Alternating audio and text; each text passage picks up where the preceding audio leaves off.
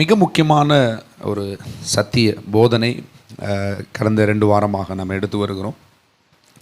இயேசுவின் இரத்தத்தை பற்றியதான சத்தியத்தை நம்ம கற்றுக்கொள்கிறோம். இன்றைக்கி 2வது எபிசோடை கேட்காதவங்க முதல் எபிசோடை கண்டிப்பாக கேளுங்க. அஸ்திபாரத்தோடு இது கேட்கணும், ஏன்னா அஸ்திபாரத்தோடு போதிச்சிருக்கிறோம். ஸோ அது ரொம்ப முக்கியம். எனக்கு நிறைய ஃபீட்பேக் வந்தது. இந்த சத்தியம் நான் தொடங்கின உடனே நிறைய பேர் எனக்கு கூப்பிட்டு சொன்னாங்க, அவ்வளோ பிரயோஜனமாக இருக்குன்னு. ஏன்னா இயேசுவின் இரத்தத்தை பற்றி பொதுவாக சபைகள் இயேசுவின் இரத்தத்தை போதிக்கலை. இந்த ஆவிக்குரிய சபையில் மட்டும்தான் இந்த இயேசுவின் இரத்தன்றதை கொஞ்சம் அழுத்தமாக சொல்லி கொடுத்துருப்பாங்க. ஆழமாக போதிக்கலைன்னாலும் ஓரளவுக்கு இயேசுவின் இரத்தம்னா என்ன, இயேசுவின் இரத்தம் ஜெயம் சொல்லு அப்படிலாம் சொல்லி கொடுத்து வளர்த்துவாங்க இந்த ஆவிக்குரிய சபையில். அது நானும் சிறு வயதில் இந்த ஆவிக்குரிய சபையில் வளர்ந்ததுனால எனக்கு அது கொஞ்சம் தெரியும். ஆனால் ஆழமான இயேசுவின் இரத்தத்துக்கு வல்லமை என்ன, அதில் இருக்கிற ரகசியம் என்ன, அது எவ்வளோ பெரிய வெற்றி, இதை பற்றி நிறைய போதிச்சதில்லை. இயேசுவின் இரத்தத்தை குறித்து நிறைய நம்ம அறிய வேண்டியது இருக்குது. ஏன்னா இயேசுவின் இரத்தம் இல்லைன்னா, இயேசுவின் இரத்தம் இல்லைன்னா நீங்களும் நானும் இன்னைக்கு இந்த அளவுக்கு சுதந்திரத்துக்குள்ளே வர முடியாது. இவ்வளோ பெரிய ரட்சிப்பை தேவனிடத்தில் நம்ம பெற்றிருக்கிறோம் அப்படின்னா அதுக்கு காரணம் சிந்தப்பட்ட இயேசுவின் இரத்தம். ஹல்லேலூயா. திருப்பிக் கொள்ளுங்கள் ரோமர் 5ஆம் அதிகாரம் 8வது வசனத்திலிருந்து. ரோமர் 5:8. நாம் பாவிகளாய் இருக்கையில் கிறிஸ்து நமக்காய் மரித்ததினாலே தேவன் நம்மேல் வைத்த தமது அன்பை விளங்க பண்ணுகிறார். இப்படி நாம் அவருடைய இரத்தத்தினால் நீதிமான்களாக்கப்பட்டிருக்க, கோபாக்கினைக்கு நீங்களாக அவராலே நாம் ரட்சிக்கப்படுவது அதிக நிச்சயம். அடுத்த வசனம் கூட வாசிங்க. நாம் தேவனுக்கு சத்துருக்களா இருக்கையில் அவருடைய குமாரனின் மரணத்தினாலே அவருடனே ஒப்புரவாக்கப்பட்டோமே ஆனால், ஒப்புரவாக்கப்பட்ட பின் நம்ம அவருடைய ஜீவனாலே ரட்சிக்கப்படுவது அதிக நிச்சயம். ஹல்லேலூயா.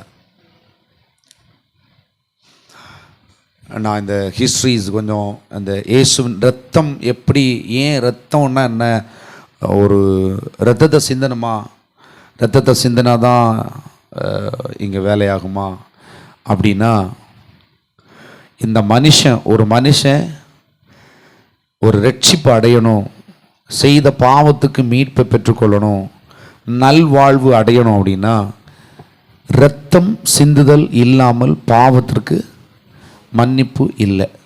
அது நீதி சட்டம். என்ன சட்டம் இல்லையா? கொலை செஞ்சவனுக்கு நம்ம ஊரில் சொல்கிறாங்க இல்லையா, கொலை செஞ்சவன் இல்லையா, கொலையை பண்ணிட்டா என்னது தூக்கு தண்டனை இல்லையா. ஒரு பொண்ணுக்கு ஏதோ கொடுத்துட்டாங்க போல் இல்லையா, உங்கள் வீட்டு பக்கமா இல்லையே, பாரசாலையில் பிரதர் வீட்டு பக்கம் பார்த்தீங்களா. அப்போது ரத்தம் செத்து போயிட்டான் ஒரு பொண்ணால். அது அந்த தண்டனை எப்படி வந்துச்சு, அந்த பொண்ணு கொலை பண்ணிட்டா இல்லையா. அப்போ அந்த பொண்ணுக்கு தண்டனை அரசாங்கம் என்ன கொடுக்குது, கோர்ட் என்ன கொடுக்குது, நீதி என்ன கொடுக்குது, தூக்கு தண்டனை. அப்படி தானே? அப்போ என்னன்னா, ஒரு ரத்தம் சிந்துதலுக்கு பதிலாக இன்னொரு ரத்தம் சிந்துதல் உண்டு. அது சட்டம். இது உலகத்தின் சட்டம் இல்லை, இது தேவன் ஏற்படுத்தின சட்டம். ஒருத்தன் தப்பு பண்ணான்னா அந்த தப்புக்கான தண்டனை உண்டு. பாவம் ஒருத்தன் செஞ்சான்னா, தப்புன்றது பாவம் இல்லையா, தவறுங்கிறது பாவம் இல்லையா. பாவம் செஞ்சான்னா பாவத்துக்கு தண்டனை உண்டு. அப்போது இந்த தண்டனையிலேருந்து இப்போ சிலவங்க சொல்லுவாங்க இல்லையா, அறியாமல் செஞ்சுட்டேன், அந்த பொண்ணு சொல்லிச்சு இல்லையா, என்ன சொன்னாங்களாம், அறியாமல் செஞ்சேன்னு சொல்லலை, நான் படிக்கணும் ஏதோ சொல்லிச்சு போல. ஆனால் என்ன சட்டம் என்ன சொல்லுது, தண்டனை கொடுத்துருச்சு. அப்போ பாவத்துக்கு சம்பளம், பாவத்தின் சம்பளம் மரணம். அது ஒரு தண்டனை, அதுக்கு விதி. அதுதான் இந்த விதியை மாற்றவே முடியாது. எப்படிங்க? தப்பு பண்ணா தண்டனை, இது மாற்றவே முடியாது. இதுதான் ஆதியிலிருந்தே ஆதாம் ஏவாளிலிருந்து துவங்கின சட்டம். ஆதாம் பாவம் செஞ்ச போதே தேவன் அங்க ஒரு தண்டனைய சொன்னார். உனக்கு தான் தண்டனை, நீ வேதனையோடு பிள்ளை பெறுவாய். ஏவாளுக்கு, ஆதாமுக்கு என்னது? அந்த வேதனையை பார்த்து கொண்டிருப்பாய். அப்படியா சொன்னார்?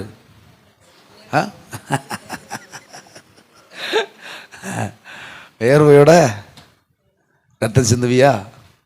தண்டனை பாருங்க. நீ அவனை பற்றி கொண்டிருப்பாய், நீ எங்கே பற்றி பிடிச்சிட்டு இருப்பா, அப்படி இப்படின்னு எப்பா. அப்போது இந்த ரத்தம் சிந்துகிறது, நான் போன வாரம் பேசினேன். ரத்தம் சிந்துகிறது எங்கேருந்து தொடங்குச்சுன்னா, பாவத்துக்கு தண்டனையை தேவன் எப்படி கொடுப்பார்? ஒரு கோர்ட் எப்படி கொடுத்துச்சு? நீ தப்பு பண்ணேன்னா தண்டனை இப்படின்னு கொடுத்துருச்சு. ஆனால் தேவன் எப்படி கொடுத்துட்டார்னா, உயிரை எடுக்க மாட்டார். ஆண்டவர் எப்படிங்க? உயிரை, காயின் ஆபேலை கொன்னான், அப்படிதானே? ஆதாமனுடைய பையன் காயின் யாரை கொன்னான்? ஆபேலை கொன்னான். அப்போ ஆண்டவர் என்ன செஞ்சுருக்கணும்? காயினை கொண்டிருக்கணும் தானே? ஆனால் காயின் ஆண்டவர் கொல்லலை. இன்னும் கேட்டால் அவன் சாபத்துக்குள்ளே போயிட்டான். ஏன்னா சாவு அவன் பண்ண குற்றத்துக்கான தண்டனை அவனுக்கு உண்டாயிற்று. அவன் ஆத்துமா செத்து போயிடுச்சு இல்லையா? இன்னும் கேட்டால் ஆண்டவர் அவனுக்கு ஃபேவர் தான் பண்றாரு. காயின் மேல, காயினை கொலை பண்ணணும்னு நினைக்கிறவனுக்கு 70 பழி விழுமா. எப்படி எப்படி எவ்வளோ பழி? 70 பழி. அதனால நம்ம என்ன செய்யணும்? ஒருத்தன் தப்பு பண்ணான்னா என்ன செய்யணும்? அவனை போட்டு குத்திக்கிட்டே இருக்கணும். அவன் அதை செஞ்சாலாக்கும், அவன் கடிச்சா, அவன் நோண்டினான், அவன் நுள்ளினான். ஆண்டவர் அப்படிலாம் செய்ய மாட்டார். ஆண்டவர் நீதி செய்வார். அப்போ இந்த ஆதாம்ல இருந்து ஒருத்தன் பாவம் செஞ்சா பாவத்துக்கு வருகிற தண்டனை இரத்தம் சிந்துதல் தான். அந்த இரத்தம் சிந்தும் போதுதான் அந்த தண்டனையிலிருந்து மீட்பு வருது. புரியுதா? அந்த இரத்தம் சிந்துதல் இல்லாமல் அந்த பாவத்துக்கு மன்னிப்பு இல்லை. அப்படிங்கிறத ஆண்டவர் உடன்படிக்கை, அந்த உடன்படிக்கையை ஆதாம்ல இருந்தே கொண்டு வரார். பலி செலுத்துறது முறைமையை கொண்டு வரார். இந்த பலி செலுத்துற முறை அப்படியே வந்துட்டே இருக்குது. இடையில என்ன ஆகுது அப்படின்னா, மோசே வரான். இந்த மோசையிலிருந்து என்ன நடக்குது அப்படின்னா, சரிப்பா, காயினுக்கே ஆண்டவர் காயின் ஆபேலை கொலை செஞ்சான். கொலை செஞ்ச காயினுக்கு தேவன் ஒரு கிருபை வைக்கிறார். அவனை எவனாவது கொலை செய்ய நினைக்கும் போது 70 கொலைப்பழி அவன் விழுன்னு சொல்றாரு. அப்ப தேவனுடைய எண்ணம் என்னன்னா, ஒருத்தன் தப்பு பண்ண உடனே அவனை தண்டிக்கிறது தேவனுடைய முறைமை அல்ல. ஆனா பாவத்தை நீ எடுத்துட்டேன்னா பாவம் தேவனுடையது அல்ல. என்னது சொல்லுங்க? பாவம் தேவனுடையது அல்ல, அதுக்கு தண்டனையும் தேவனுடையது அல்ல. தண்டனை கொடுக்கிறவர்ல கர்த்தர். பாவம் பிசாசுனுடையது. இந்த பிசாசுடையது பாவம், தேவனுடையது நீதி. இந்த தேவனை விட்டு தேவன் சொன்னதை செய்யாம உன் சுயத்துல ஒன்ன செய்யறேன்னா அந்த சுயத்துல பாவம் ஓட்டிட்டு இருக்கும். தேவ நீதி வராது. தேவ நீதிக்கு புறம்பான ஒன்றை செய்யறேன்னா அது பாவம். அந்த பாவத்துக்கு தண்டனை உண்டு. அந்த தண்டனையிலிருந்து மீட்பை பெறணும்னா ரத்தத்தை சிந்தணும். சரியா? இந்த ரத்தம் சிந்துதல் இல்லாமல் பாவத்துக்கு நிரந்தரமான மன்னிப்பு இல்லை. இதை தேவன் ஆதாமிலிருந்தே கொண்டு வந்தார். அங்கே ஒரு ஆட்டை வெட்டுறாரு, அந்த ஆட்டை தோலை கொடுக்குறாரு. ஸோ அங்கேயே ஒரு மரணத்தை இன்டைரக்டாக ஆண்டவர் சொல்கிறாரு, தோல் உடைய மட்டும் கொடுத்தேன்னு சொல்லியிருக்கிறார். அப்போ அங்கே ஒரு பலி செலுத்துதல் இல்லைன்னா தோல் உடை கொடுக்க முடியாது. அதுக்கப்புறமா தொடர்ந்து எங்கெங்கெல்லாம் பலி வந்ததுன்னு நான் போன வாரம் உங்களுக்கு பேசியிருந்தேன். இந்த பலி முறைமைகள் வந்துகிட்டே இருந்தது. அப்போ தேவன் பலி செலுத்துதல ஏற்படுத்தினார், இப்படிலாம் பண்ணுங்க அப்படின்னு. அப்போ மோசையின் நாட்களில் ஒன்று நடக்குது. போன வாரம் பேசிட்டேன். பாஸ்கா எப்படின்னா, இஸ்ரவேல் ஜனங்கள் இருக்காங்க, எகிப்தில் வாழ்றாங்க, அடிமைப்பட்டிருக்கிறாங்க. அடிமைப்பட்டிருக்கிற அந்த எகிப்திலிருந்து தன் சொந்த தேசத்துக்கு ஜனங்களை கொண்டு போகணும். ஏன்னா அங்க சொந்த ஜனத்துக்கு பயங்கரமான பிரச்சனையை அந்த பார்வோன் கொடுக்கிறான். தலை பிள்ளையை எல்லாம் தன்னுடைய அந்த நர்சஸ் இருக்காங்கல்ல, தமிழில் அதுக்கு அவங்க என்ன சொல்லுவாங்க, நர்ஸுக்கு தமிழில் என்ன, செவிலியர்ன்றது ஸ்டாண்டர்டு தமிழ். மருத்துவ சின்ன கரெக்டாக தான். செவிலியர் நெஞ்ச தெரியும், செவின்னு நினைப்பணும்.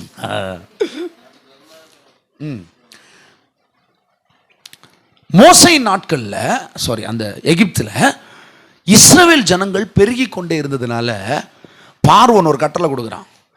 யாரெல்லாம் பிள்ளை பத்துக்கிறாங்களோ, யார் எகிப்தில் இஸ்ரவேல் ஜனங்கள் யாரெல்லாம் பிள்ளை பத்துக்கிறாங்களோ அது ஆம்பளைன்னா என்ன செய், கொன்று போட்டுருங்க.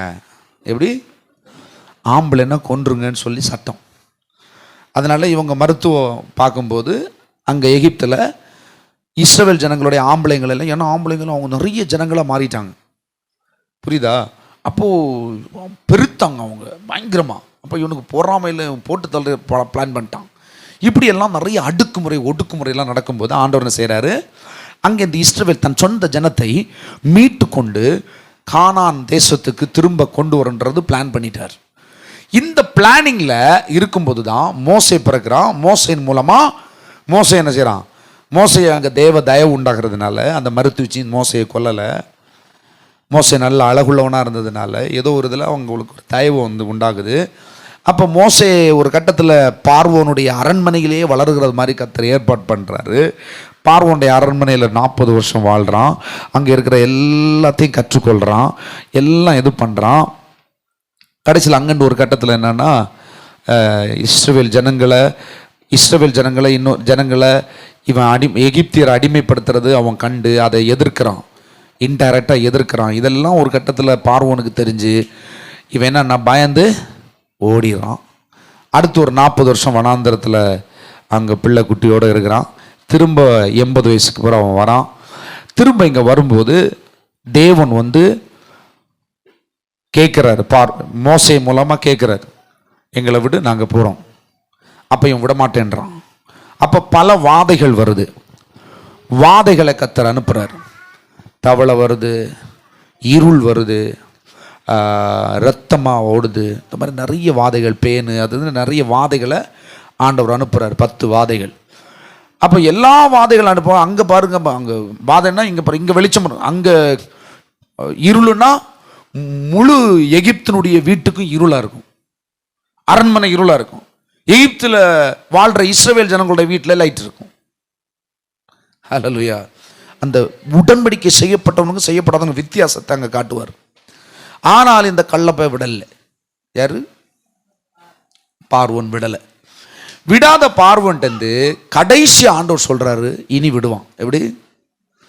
இனி அவன் விடுவான் அப்படின்னு சொல்லிட்டு ஆண்டவர் சொல்கிறாரு, எல்லா எகிப்தில் இருக்கிற எல்லா தலைச்சான் பிள்ளைகளையும் என்ன செய்ய போகிறாரு, ஆண்டவர் அடிக்க போகிறாரு.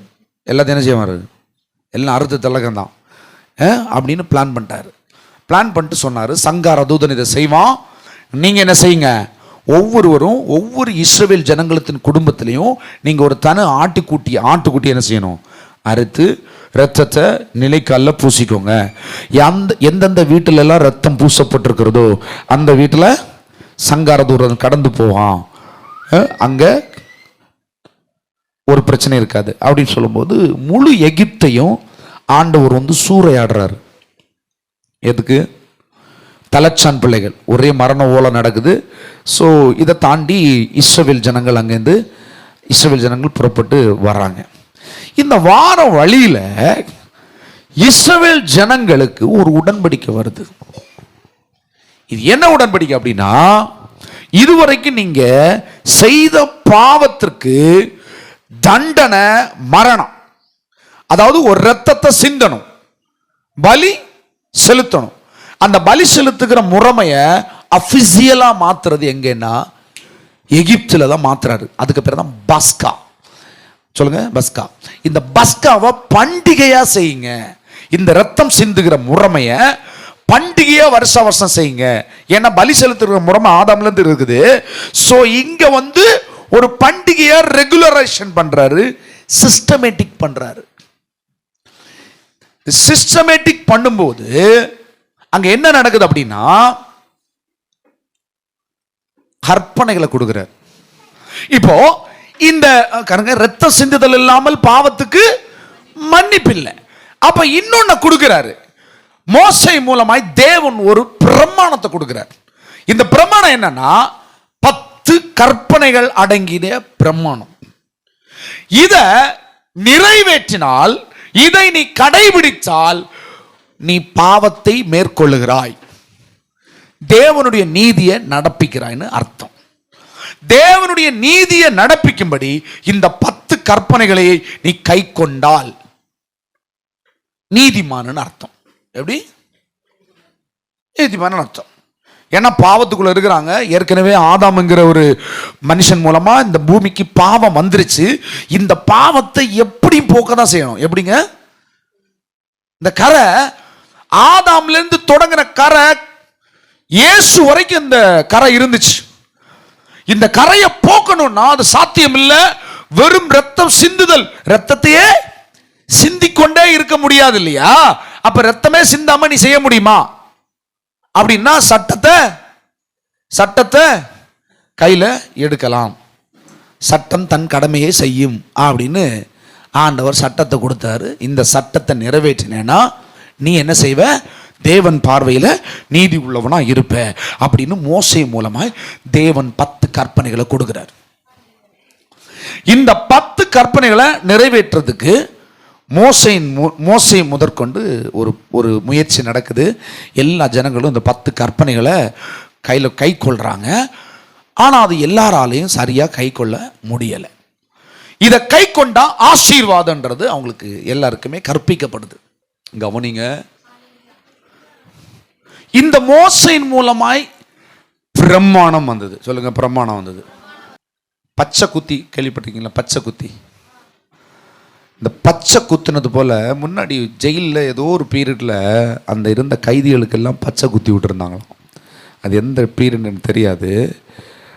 அதே போல அந்த பச்சை குத்தி விட்டுருந்தேன்னா தெரியும் இன்னாருன்னு, இல்லையா?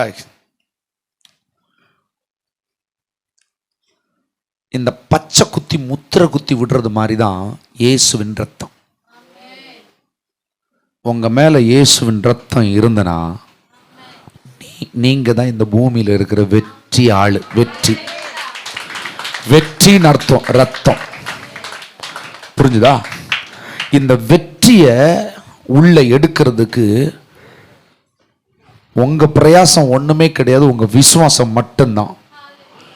இந்த விசுவாசம் உள்ள வர்றதுக்கு தான் நீங்க வேலை செய்யணும். காரியத்தை கர்த்தர் நடப்பித்து முடிச்சிட்டாரு. புரிஞ்சுதா? சிலுவையில் எல்லாமே முடிஞ்சிச்சு, டன். ஆண்டவரே இது எனக்கு வேணும், என்னை நிறைவா உங்களுடைய வார்த்தையினால நிரப்புங்க. ஒரு நிமிஷம் நீங்களே ஜெபிங்க, நான் ஜெபிக்கல. இப்ப பாருங்க, ரத்தம் சிந்துதல் இல்லாமல் பாவ மன்னிப்பு இல்லைங்கிற நீதியை விளங்க பண்றதுக்கு ரத்தம் சிந்துதல் எங்கேருந்து வந்துருதுன்னா, ஆதாம் முதற்கொண்டு இங்க மோசே வரைக்கும் அந்த ரத்தம் சிந்துதல் இருக்குது. ஆனா மோசையிலிருந்து ஒரு விஷயம் நடக்குது. விசேஷமா ஆண்டவர் இந்த பாஸ்காவா கொண்டாட சொல்றாரு. வருஷம் பாஸ்கா பண்டிகை கொண்டாடுறாங்க. அதுக்கு அதனுடைய துவக்கம் எங்கிருந்து துவங்குதுன்னா, எகிப்துல இஸ்ரவேல் ஜனங்கள் அடிமைப்பட்டிருக்கும் போது கடைசியா தேவன் அனுப்பின அந்த வாதையிலிருந்து இந்த ஜனங்கள் தன் சொந்த ஜனங்கள் மீட்டுக் கொள்ளும்படி தேவன் அங்கிருந்து என்ன செய்யறாரு? ரத்தத்தை ஒவ்வொரு வீட்லயும் அடிங்க, ஒவ்வொரு வீட்லயும் ஆட்டுக்குட்டி அடிங்க, அந்த ரத்தத்தை நிலைக்கால்ல பூசுங்க, கதவுல பூசுங்கன்னு சொல்லிட்டு சொல்றாரு. அதன் பாரு எல்லா தலைச்சான் பிள்ளைகள் எகிப்துல அங்க சாகுறாங்க. அவங்க எகிப்துல இருந்து கிளம்பி வராங்க. வார வழியில வனாந்திரத்துல இங்க ஒரு உடன்படிக்கை வருது. எப்படின்னா, பாவத்திலிருந்து மீள முடியும், ஆனா இந்த கற்பனைகளை எல்லாம் நீ கை கொண்டால், எப்படி கை கொள்ளு, உனக்கு பாவத்திலிருந்து விடுதலை வரும். புரியுதா? இதை யார் கேட்கிறாங்கன்னா, ஆண்டவருக்கு இந்த கற்பனை தெரியும், ஜனங்களுக்கும் ஓரளவுக்கு இதை செய்யாத இதை செய்யாதேன்னு அவங்களுக்கு தெரியும். ஆனா அது அபிஷியலா தேவனிடத்திலிருந்து வாங்குறானுங்க. கேட்டு எங்களுக்கு கொடுங்க, நாங்க செஞ்சு கிழிச்சிருவோம் சொல்லிட்டு வாங்கிட்டானுங்க. ஆண்டவர் கொடுத்துட்டார். அப்போ இந்த 10 கற்பனைகளை நிறைவேற்றுறதுக்கு ஜனங்கள் அடுத்து என்ன செய்யறாங்க? போராடுறாங்க. இந்த 10 கற்பனைகளை நிறைவேற்றுறதுக்கு ட்ரை பண்றாங்க, முயற்சி எடுக்கிறாங்க. சோ இது கற்பிக்கப்படுது, ஜனங்களுக்கு கற்பிக்கப்படுது. அதுல தான் நீங்க மோசே ஒரு முதல்ல ஒருத்தனை உருவாக்குறான். யாரு? ஆரோன், ஆசாரியன். முதல் ஆசாரியன் ஆரோன் உருவாக்குறான். அதன் பிறகு ஆசாரியர்கள் அப்படி வராங்க. இயேசு வரைக்கும் இந்த பிரமாணத்துல இந்த யூத ஜனங்கள் வாழ்ந்துட்டு இருக்காங்க. ஒரு கௌரவம் வேற, எங்களுக்கு கடவுள் நேரடியா சட்டத்திட்டங்களை கொடுத்திருக்கிறாருன்ற ஒரு பயங்கர அந்த ஒரு பெருமை, இதெல்லாம் ஒரு சைடில் இருந்திருக்கு. ஸோ இப்படி வந்துட்டு இருக்காங்க. ஆனால் ஒருத்தனாலையும் இந்த 10 கற்பனைகளை சரியா நிறைவேற்ற முடியவே இல்லை. அதான் உண்மை. அப்ப என்ன நடக்குது அப்படின்னா, இதை தான் நம்ம இன்னைக்கு பார்க்க போறோம். இதுல இருந்து என்ன வந்துச்சு? என்ன மீட்பு? ரத்தம் இனி என்ன வேலை செய்ய போகுது? எப்படி? ரத்தம் தொடரும். எப்படி? ரத்தம் தொடர போகிறது. இனி வேற மாதிரி. ஹல்லேலூயா. பாருங்க, இந்த ரோமர் 5 சொல்லப்பட்டிருக்கிறது நான் ஒரு வாட்டி உங்களுக்கு எக்ஸ்பிளைன் பண்றேன். இது இன்ட்ரடக்ஷன் பாருங்க. ரோமர் 5:8-10 வரைக்கும் என்ன சொல்லுதுன்னா, நாம் பாவிகளா இருக்கையில் கிறிஸ்து நமக்காய் மரிச்சிட்டாரு. தேவன் நம்மேல் வைத்த தமது அன்பை இதன் மூலமாய் நம்ம மேல விளங்க பண்ணுகிறார்.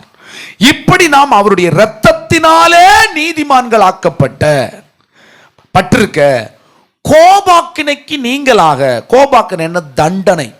தண்டனைக்கு நீங்களாக அவராலே ரட்சிக்கப்படுவது அதிக நிச்சயம். அது வரைக்கும் நிச்சயம் இல்லை. ஓகே, நீ பண்ண பாவத்துக்கு தண்டனை இல்லை, தண்டனை உண்டு. ஆனா என்ன? ஒரு மீட்பு, கடவுள்கிட்ட உனக்கு ஒரு ஸ்லாக்கியம் கிடைக்கும். இதுதான் இந்த புறாக்களை பலி கொடுக்கிறது, ஆட்டுக்கடாவை பலி கொடுக்கிறது, இந்த பாஸ்காவின் மூலமா வருது.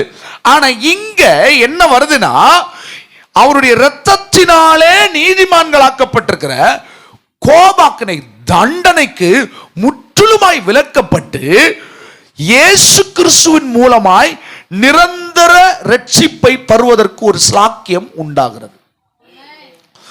தேவன் நமக்கு, பாருங்க, நாம் தேவனுக்கு சத்துருக்களா இருக்கையில், தேவனுக்கு நாம ஏன் சத்துருக்களா இருக்கிறோம்? தேவன் சொல்லாத ஒன்றை செய்யும் போது அது பாவம். பாவம் செய்யும் போது தேவனுக்கு விரோதிகளா இருக்கிறோம். தேவன் நன்மையை கொடுத்திருக்கிறார், அந்த நன்மையை அனுபவிக்காம, நீதியை அனுபவிக்காம அநீதியை எடுத்துக்கிறோம். எடுக்கும் போது அங்க தேவனுடைய கோபாக்கினை உண்டாகுது. கோபாக்கினைங்கிறது தண்டனை. ஓகேயா? இப்ப இதெல்லாம் கொஞ்சம் டீட்டெயிலா பார்ப்போம், ரொம்ப கவனமா இருங்க. நாம் தேவனுக்கு சத்துருக்களாயிருக்கிற அவருடைய குமாரனின் மரணத்தினாலே அவருடைய ஒப்புரவாக்கப்பட்டோமே. ஆனால் ஒப்புரவாக்கப்பட்ட பின் நாம் அவருடைய ஜீவனாலே ரட்சிக்கப்படுவது அதிக நிச்சயம். புரிஞ்சுதா? ஒப்புரவாக்கப்படுறதுன்னா, இயேசு எனக்காய் நிரந்தர பலியாயிருக்கிறார். என் பாவங்களுக்கான தண்டனை அவர் மேல் வந்தது. இப்பொழுது மரித்து 3ஆம் நாள் உயிரோடு எழும்பி இருக்கிறார். அவருடைய ஜீவன் வந்திருக்கிறது. அந்த ஜீவனை விசுவாசிக்கிற எனக்கு நித்திய காலத்திற்கு ரட்சிப்பு கொடுக்கப்பட்டிருக்கிறது. ஹல்லேலூயா. இந்த ரட்சிப்பு கொடுக்கிறதுக்கு முன்னாடி இந்த நியாயப்பிரமாணம் என்னத்தை செஞ்சது? வருதில்ல கேள்வி. ஏன்னா நியாயப்பிரமாணம் இயேசு மூலமா கொடுக்கப்படல, அது மோசையின் மூலமாய் கொடுக்கப்பட்டது. இந்த நியாயப்பிரமாணம் பாவத்தை எப்படி டீல் பண்ணுச்சு? எப்படிங்க? இந்த 10 கற்பனைகள் பாவத்தை எப்படி டீல் பண்ணுச்சு? ஏன்னா அதுக்கு முன்னாடி பாவத்தை டீல் பண்ணாங்க. எதை செஞ்சா? மிருகங்களுடைய ரத்தத்தை சிந்தினாங்க, பாவ நிவாரண பலி செலுத்தினாங்க, நடந்துச்சு. ஆனா இப்போ இந்த சட்டம் உள்ள வந்ததுனால என்ன நடந்தது? கவனமா கவனிங்க சர்ச்சே, உங்க லைஃப் இது ரொம்ப முக்கியமான ரகசியம். இந்த சட்டம் வந்ததுனால என்ன? இன்னைக்கு சபை கூவி கூவி சொல்லும், ஏய் கொலை செய்யாதிருப்பாயாவே. ஆமா, நல்லது தானே, கரெக்டு தானே. இப்போ இந்த நியாயப்பிரமாணம் என்ன செஞ்சது? இதை இன்னைக்கு பார்க்க போறோம். கவனிங்க, திருப்பிக் கொள்ளுங்க. ரோமர் 3ஆம் அதிகாரம் 20 நான் வாசிக்கிறேன், வாசிக்க வேண்டாம். இப்படி இருக்க பாவத்தை அறிகிற அறிவு நியாயப்பிரமாணத்தினால் வருகிறது. எங்க நியாயப்பிரமாணம் என்னத்தை செஞ்சுதான்? பாவத்தை அறிகிற அறிவு. அதாவது கொலை செய்கிறது பாவம்னு, கொலை செய்கிறது பாவம், எப்படியெல்லாம் கொலை செய்கிறது பாவம்னு சொல்லி இன்னும் அழுத்தமா டீட்டெயில்டா விவரிச்சு காட்டினதான் இந்த நியாய பிரமாணம். அது வரைக்கும் ஏதோ பாவம் செஞ்சிட்டோம், மன்னிச்சுக்கிடுங்க சாமின்னு போயிட்டானுங்க. இப்போ இவனு ஏய் சட்டத்தை கொடு சாமி நான் பார்த்துக்கிறோம் அப்படின்ற மாதிரி சொன்னானுங்கல்ல. இப்போ பாவத்தை முழுமையா அறிஞ்சிட்டானுங்க. எப்படிங்க? முழுமையா அறிஞ்சிட்டானுங்க. அப்போ இந்த இங்க போலீஸ் ஸ்டேஷன் போனா, போலீஸ் ஸ்டேஷன் எத்தனை பேர் போயிருக்கீங்க? ஏங்க போலீஸ் ஸ்டேஷன் சைடு வாக்கில் இருக்கிறீங்க. போலீஸ் ஸ்டேஷனுக்கு போனா ரைட்டர்னு ஒரு ஆள் இருப்பாரு. எப்படிங்க? எழுத்தாளர்னு ஒரு ஆள் இருப்பாரு. அந்த ஆள்கிட்ட கேட்பாங்க செஷன் என்னன்னு. என்னது? இந்த கேஸை என்ன செக்ஷன்ல போடலாம்? அவர் உடனே ஒரு செஷனை சொல்லுவார். 307, 304, 303, 420 இப்படி நல்லா இருக்கும். 420னா அதுக்கு ஒரு 420 அப்படின்னா அந்த அந்த 420 நம்பருக்கு ஒரு தண்டனை இருக்கு. 420னா என்னது? 420 கேஸ்ன்னு சொல்லுவாங்க. 420னா ஃப்ராடு, இந்த மணி லெண்டிங், இந்த இதெல்லாம் ஒவ்வொன்றுக்கும் ஒவ்வொரு செஷன். பாருங்க, பாவத்தை இன்னும் டீடைல்டா அறிகிற அறிவை ஏற்படுத்தினது தான் நியாயப்பிரமாண சட்டம்.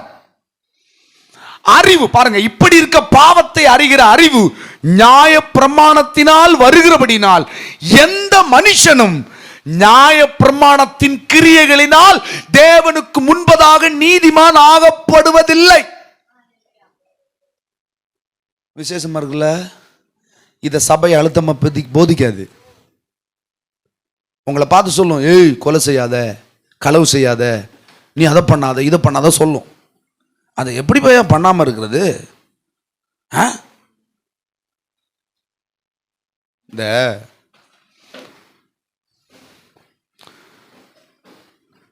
பத்திய மருந்து குடிச்சிட்டு, எப்படி பத்திய மருந்து குடிச்சு பக்கத்து வீட்டில் எட்டி பார்த்தா ஒரே பொரிச்ச மீன் ஃப்ரையாக போட்டு ஒரே ஸ்மெல்லாக இருக்குன்னு வைங்களேன். வைத்தியர் சொல்லி விடுறாரு, டேய் நான்வெஜ் சாப்பிட்றது இல்லடா, நீ அந்த நாத்தத்தை கேட்டாலே பிரச்சனை தான் சொன்னாங்க. எப்படி பிரச்சனை இல்லையா? சாப்பிடாம இருக்கலாம், என்னது கொஞ்சம் அட்ஜஸ்ட் பண்ணி, என்னாலும் அங்கதான் இருக்கு நினைவு இல்லையா? அது வரைக்கும் இவன் மனைவி போடுற ஒரு வரவலும் தெரியாது. ஆனா அதுக்கு போற பக்கத்து வீட்டுல இருக்கிற சீனி சட்டி அப்போதான் இப்படி இருக்குமோ இப்படி இருக்குமோன்னு தெரியும். அதை கேப்பல சரி அது வேற சமாளிக்கலாம்னு வச்சுக்கீங்களேன். ஆனா நாத்தம் கேட்டாலும் ரத்தம் கக்கிச்சாவேன்னு சொல்லிட்டாருன்னு வச்சுக்கோங்க. என்ன செய்யறது? சாவணும், அவ்வளவுதான். அப்படி பாருங்க, நியாயப்பிரமாணத்தில் எந்த மனுஷன் நியாயப்பட கிரியல்னால தேவனுக்கு முன்னாடி நீதிமான் ஆக முடியாது. அது எப்படின்னா, பைபிள் என்ன சொல்லுதுன்னா, இந்த நியாயப்பிரமாணம் என்ன சொல்லுதுன்னா, இப்ப நான் சொல்றேன், ஆண்டனி பிரதர் நீங்க கொலை செய்யப்படாதுன்னு நான் சொல்லியாச்சு. இவர் என்ன செய்யறாரு? கொலை செய்யப்படாது. எதையுமே நீ எந்த ஒரு ஜீவனுக்கு நீ தீங்கை விளைவிக்காதேன்னு சொல்லியாச்சு. அறியாம போன போக்கில் ஒரு எறும்பை சவுட்டி செத்து போயிடுச்சுன்னு வைங்களேன், அன்னை ஃபுல்லா வேற என்ன செய்வாரு? அது வரைக்கும் எறும்பு சவுட்டினதெல்லாம் தெரியாதவருக்கு இந்த சட்டம் வந்த உடனே ஏய் எறும்பு சவுட்டிட்டே, அது வரைக்கும் எறும்புக்காக அழுறதுக்கு யாருமே இல்லை. இப்ப ஒவ்வொரு மிதிக்கும் மிதிக்கப்படுற எல்லா எறும்புக்கும் அழுக. ஃபீலிங்ஸ் பாருங்க, தேவையில்லாத வேதனையை கூட்டுச்சு. நியாயப்பிரமாணம் தேவையில்லாத வேதனையை கூட்டுச்சு, டென்ஷனை கூட்டுச்சு, பிரச்சனையை கூட்டுச்சு. ஹல்லேலூயா. இப்ப பாருங்களேன், பாருங்க, முன்னாடி ஒரு கொஞ்சம் பொருளுக்கு தான் டாக்ஸ் இருந்து, இப்ப பாருங்க இட்லி சட்னி எல்லாத்துக்குமே டாக்ஸ். டாக்ஸ் இல்லாதது எதுடா? டாக்ஸ் இல்லைன்னு பார்க்கறதா கஷ்டம். டாக்ஸ் எல்லாத்துக்குமே இருக்குது. அப்போ எதை தொட்டாலும் பாவம். முன்னாடி ஏதோ ஒரு சிலது பாவம் நினைச்சிட்டானுங்க, அதுக்கு வருஷம் போய் ஒரு பலியை செலுத்தினானுங்க, அப்படியாவது ஒரு நிம்மதி உண்டாச்சு. இப்போ என்னன்னா தொட்டதெல்லாம் பாவம். ஒருவேளை அப்படி இருக்குமோ? சிலவங்க எல்லாம் கேட்டான், பாஸ்டர் இப்படி செய்யறது தப்பா? ஒன்றும் பிரச்சனை இல்லையே. நேற்றைக்கு யாரோ ஒன்று கேட்டான்,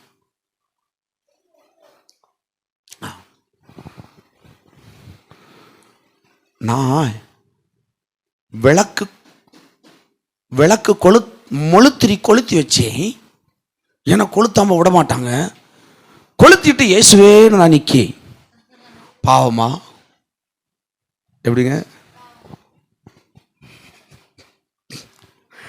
சிலவங்க என்ன கேட்பாங்க, நான் முன்னாடி மாதிரி அந்த கோயிலுக்கு நான் போகலைங்க, ஆனால் எனக்கு போக பிடிக்கல, ஆனால் நான் போக வேண்டிய சூழல் ஆயிடுச்சு, நான் ஆண்டூருக்குள்ளே வந்தது எனக்கு குடும்பத்துக்கு தெரியாது, நான் அங்கே போய் நின்றுட்டு ஏசப்பாவையே கும்பிடுறேன், தப்பா? தப்பு இல்லையா? நியாயப்பிரமாணத்தின்படி தப்பு. எப்படி தப்பு? ஏன்னா அது கிரியையின்படி, வெளியில் இருக்கிற கிரியை தான் பார்க்கும். புரிஞ்சுதா? புதிய பிரமாணம் என்ன செய்யணும்னா, நீ எதுவுமே ஏமாற்ற முடியாது, உள்ள பார்க்கும். புரிஞ்சுதா? புதிய பிரமாணம் உன் இருதயத்தை பார்க்கும், பழைய பிரமாணம் இருதயத்தை பார்க்காது, புறம்பான கிரியைகளை பார்க்கும். அதுதான் நியாயப்பிரமாணத்தினால அந்த பாவத்தை அறிகிற அறிவு வந்த உடனே நியாயப்பிரமாணத்தை வருகிற அது மனுஷன் நியாயப்பிரமாணத்தின் கிரியை செஞ்சு தேவனுக்கு உண்பதாக நீதிமானாக முடியாது. ஏன்னா கொலை செய்யப்படாத இவரும் தீர்மானிச்சிட்டார், ஆண்டனி பிரதர், நம்ம யாரையுமே கொலை பண்ணப்படாது, எந்த ஜீவனுக்கும் ஒரு கொலையும் பண்ணப்படாதுன்னு சொல்லி பிளான் பண்ணிட்டார். ஆனா செப்பல் எடுத்து போடுறதுல பிரச்சனை ஆகி ஒரு எறும்பு மிதிச்சிட்டார். அது ஒரு ஜீவன் தானே, செத்து போச்சு இல்ல, என்ன செய்யறது? மறுபடியும் போ பின்னாடி, அடுத்து திரும்ப அந்த மாதிரி தான் சொல்லுது. அப்ப கிரியையினால தேவனுக்கு முன்பதாக யாருமே ஒருத்தர் நீதிமான முடியாது. 10 கற்பனையில யாராலும் நிறைவேற்ற முடியாது. வைத்தியர் மருந்து வேண்டி சாப்பிட்டுட்டு பொரிச்ச மீன் சாப்பிடக்கூடாது, அதுக்கு மனத்தையும் கேட்கக்கூடாதுன்னா, மனம் அடிச்ச பொண்ணு இச்ச வருமா வராதா? முடிஞ்சது. அது வேற. சிலவங்க எல்லாம் பிளான் பண்ணியே பண்ணுவாங்க. மற்ற மருந்து குடிச்சேன்டா, நல்ல வஞ்சன வீர வாண்ட மறுப்போண்டா, நல்லா வரு வரு வரு வரு வரு வரு வரு வரு பிசாசு கொஞ்சம் கூட ஏற்றி விடுவான், நல்லா வரு. இன்னைக்கு நீ உள்ள அடுப்பு வேண்டாம், வெளி அடுப்பு அங்கே இட்டு வரு. புரிஞ்சுதா? அப்ப கண்டிப்பா நீங்க இந்த இதை நீங்க இது பண்ண முடியாது. இப்படி இருக்க நியாயப்பிரமாணம் இல்லாமலே தேவ நீதி வெளியாக்கப்பட்டது. எப்படிங்க? நியாயப்பிரமாணம் இல்லாமலே. அப்படியா? இல்ல சட்ட புஸ்தகம் இல்லாமலே கோர்ட்ல வாதாடலாமா? இல்ல சட்டம் படிக்காமலே வாதாடலாமா? தெரியுமா? சட்டம் படிக்காம கோர்ட்ல போய் வாதாடலாமா? வாதாட முடியாதா? வாதாடலாம். அதுதான் கிருபை. நீ 5 வருஷம் 10 வருஷம் சட்டம் படிச்சு தான் நீ ஒரு அட்வொகேட் கோர்ட்டு அந்த இதெல்லாம் காலர்லாம் போட்டு இப்படி போய் தான் நீ வாதாடணும்னு அவசியம் கிடையாது. உன் கேஸை நீ வாதாடலாம். உன் கேஸை உன் சார்பில் வாதாடினவர் தான் இயேசு கிறிஸ்து. ஹல்லேலூயா. இப்படி இருக்க நியாயப்பிரமாணம் இல்லாமலே தேவ நீதி அப்படின்னா நியாயப்பிரமாணத்தை குடிச்சவரே உனக்கு இன்னொரு ரூட்ல நீதியை தரேன்றாரு. அந்த நீதி வெளிப்பட்டாச்சு. அதை குறித்து நியாயப்பிரமாணங்களும் தீர்க்க தரிசனங்களும் சாட்சியிடுகிறது. ஏன்னா இது வர்றதுக்கு இயேசு வந்து இந்த காரியத்தை செய்யறதுக்கு முன்னாடியே நியாயப்பிரமாணத்துல இது சாட்சியா சொல்லப்பட்டிருக்கு, தீர்க்கதரிசிகள் மூலமாகவும் சொல்லப்பட்டிருக்கு. அது இயேசு கிறிஸ்துவை பற்றும் விசுவாசத்தினாலே பலிக்கும் தேவ நீதி. ஹல்லேலூயா. விசுவாசிக்கிற எவர்களுக்குள்ளும் எவர்கள் மேலும் அது வந்து பலிக்கும். என்ன பெரிய ஸ்லாக்கியங்க. எறும்ப கொன்னாலே பிரச்சனை, மோந்து பார்த்தா பிரச்சனை இல்லையா? எப்படிங்க ஜீவிக்க முடியும்? மோந்து பார்த்து இச்சித்தான். பசியோடு இருக்கும்போது அவன் வறுவல் கிண்டி தின்னான். நீ என்ன பண்ணினாய்? நான் என்ன பண்ண, எனக்கு எச்சிலா வந்தது, முழுங்குனே. அப்ப அவ்வளவுதான், முடிஞ்சு. புரியுதா? ஆமாங்க, எச்சில முழுங்குனா பாவங்க. பழைய பிரமாணத்தின்படி சும்மா சொல்லல. ஞாயிற்றுக்கிழமை ஆனா அன்னைக்கு என்ன நாள்? சனிக்கிழமை. சனிக்கிழமை தான் ஓய்வு நாள். இந்த ஓய்வு நாள்ல எச்சில முழுங்க முடியாது, கூடாது. அப்ப தேவன் அறியாத புறஜாதி பக்கத்தில் இருப்பான். அவன் என்ன செய்வான்? ஒரே வரவலு. உனக்கு என்ன தோணும்? ஒரே காரி துப்பக்கம்தான். ஒரு டேபிள்ல உட்கார வச்சா பாருங்களேன், டேபிள் என்ன செய்யக்கூடாதா? இங்கிட்டு இங்கிட்டு அசைக்கப்படாது. அப்ப நீ என்ன செய்வ? சும்மா சேர்ல உட்கார்ந்து போனாலே அதை நாஸ்தி அடிச்சுட்டு போற கூடும் கும்பலு. இன்னைக்கு நீ எலும்பப்படாது, எச்சில் முழுங்கப்படாது. அப்படின்னு என்ன செய்வேன்? வீடு ஃபுல்லா நாத்தமா தான் இருக்கும்.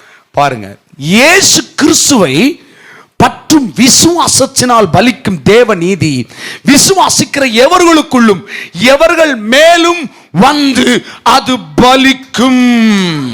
ஹல்லேலூயா. வித்தியாசமே இல்ல.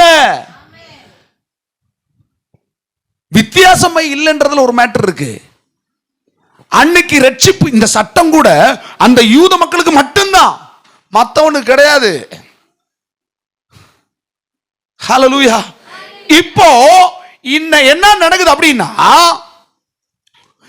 விசுவாசிக்கிற எவர்களுக்குள்ளும் புற ஜாதிகளுக்குள்ளும் நீ இங்க ஜெபிக்கும் போது அவனும் ஜெபிப்பான். ஹல்லேலூயா. புரியுதா? அவன் வறுவல் வறுத்தா என்ன பண்ண, நீ என்ன செய்யலாம்? வறுத்துக்கிட்டே ஜெபிக்கலாம். நீ வறுப்பியாடா? பாரு, நான் அதை விட காஸ்ட்லியா வறுத்து நான் ஜெபிக்கல. எப்படி? வறுத்து ஜெபிக்கலாம், சாப்பிட்டு ஜெபிக்கலாம். எப்படி சூப்பர் இல்ல அது இல்லையா? என்ன பெரிய ஸ்லாக்கியத்தை கத்து தந்திருக்கிறார். ஹல்லேலூயா.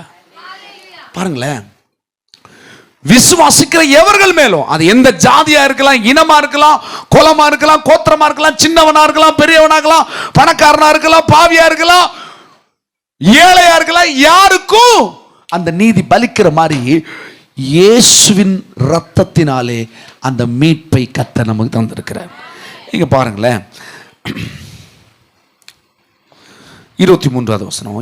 எல்லோரும் பாவம் செய்து தேவ மகிமை அற்றவர்களாகி இலவசமாய் அவருடைய கிருபையினாலே கிறிஸ்து இயேசுவினால் உண்டான மீட்பை கொண்டு நீதிமான்கள் ஆக்கப்பட்டிருக்கிறார்கள். எப்படி நம்ம நீதிமானானோம்? இந்த 10 கற்பனைகள் இருந்து எப்படி நம்ம விடுதலையானோம்? இயேசு கிறிஸ்துவே என் சார்பில் அங்க பலியாகி அந்த மீட்பை எடுத்து எனக்கு கொடுத்ததுனால நான் நீதிமானாக்கிறேன். அந்த மீட்பு எனக்கு கொடுக்கப்பட்டிருக்கிறது. ஹல்லேலூயா. இனி எதை வேணாலும் நீ வறுத்து சாப்பிடலாம். எப்படி வறுத்து அதனால தான் நம்ம ஆளுங்க என்ன செய்கிறாங்கன்னா, சர்ச்சுக்கு வர அன்னைக்கு எப்போ சமையல் பண்ணணுங்க. எதனால லேட் ஆகுறீங்க? ஒரே சமையலுங்க. சிக்கன் காலையில் தான் அவர் வாங்கிட்டு வந்தார், அதுக்கப்புறமா மாமா வந்து மட்டன் வாங்கிட்டு வந்துட்டாரு, ரெண்டையும் போட்டு செஞ்சுட்டு சபைக்கு வர்றதுக்குள்ளாடி ஹல்லேலூயா ஹல்லேலூயா.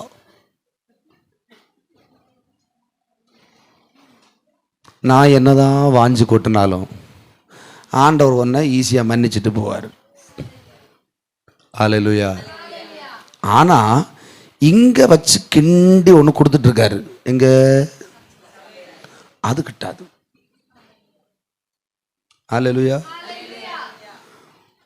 8:30க்கு ஒரு வறுவல் போட்டோம், அது ஒரு 9:30 வரைக்கும் அப்படி ஒரு வறுவல். பா, அனுபவிச்சிங்களா? இன்னைக்கு துள்ளி குதிச்சு அனுபவிச்சிங்களா? அந்த வறுவல் கிட்டாது. நீயா சொந்தமாக என்ன செய்யுது, மசாலா கூட்டிக்கோ உப்பை குறைச்சிக்கோ, அது வீட்டில் போட்டு கிண்டலாம். ஆனால் இங்கே உள்ள வறுவல் கிட்டாது. ஹல்லேலூயா. அவ்வளோதான், மேலே சொல்ல விரும்பலை. பாருங்க, எல்லோரும் பாவம் செஞ்சு தேவ மகிமை அற்றவர்களாய் இருந்து இலவசமாய் அவருடைய கிருபையினாலே கிறிஸ்து இயேசுவில் உள்ள மீட்பை கொண்டு நீதிமான்கள் ஆக்கப்பட்டார்கள். அப்போ எப்படி நமக்கு மீட்பு வந்ததுன்னா, இயேசு கிறிஸ்துவின் மூலமாய் மீட்பு வந்திருக்கு. தேவன் பொறுமையாய் இருந்த காலத்திலே முற்காலத்தில் நடந்த பாவங்களை தாம் பொறுத்து கொண்டதை குறித்து தம்முடைய நீதியை காண்பிக்கும் பொருட்டாகவும், தாம் நீதி உள்ளவரும் இயேசுவினிடத்தில் விசுவாசமாய் இருக்கிறவனை நீதிமான் ஆக்கிறவருமாய் விளங்கும்படி இக்காலத்திலே தமது நீதியை காண்பிக்கும் பொருட்டாகவும் கிறிஸ்து இயேசுவினுடைய இரத்தத்தை பற்றும் விசுவாசத்தினாலே பலிக்கும் கிருபாதார பலியாய் அவரை ஏற்படுத்தினார். ஹல்லேலூயா. இப்போ ஆதாமிலிருந்து ஒரு இரத்தத்தை சிந்தி ஆதாமுக்கு ஒரு மீட்பு வருது. அப்படியே ஏவாளு அந்த காயினுக்கு வருது. அப்புறமா வந்து இவங்களுக்கு எல்லாரும் ஒரு மீட்பு உண்டாயிட்டே தான் இருக்குது. நோவா, ஆப்ரஹாம், இப்படி வருது. தாவீது, இப்படி இங்கே வந்து மோசே, தாவீது இல்லை, மோசே வரைக்கும் அது ஒரு விதமாக வருது. ரத்தத்தை அப்படியே சாயலாக கொண்டு வந்துட்டே இருக்கிறாரு. ரத்தம் ஒரு சாயலாக இருக்குது. நிஜமான ரத்தம் இதுதான். இது இயேசுவின் ரத்தம் தான் நிஜம்.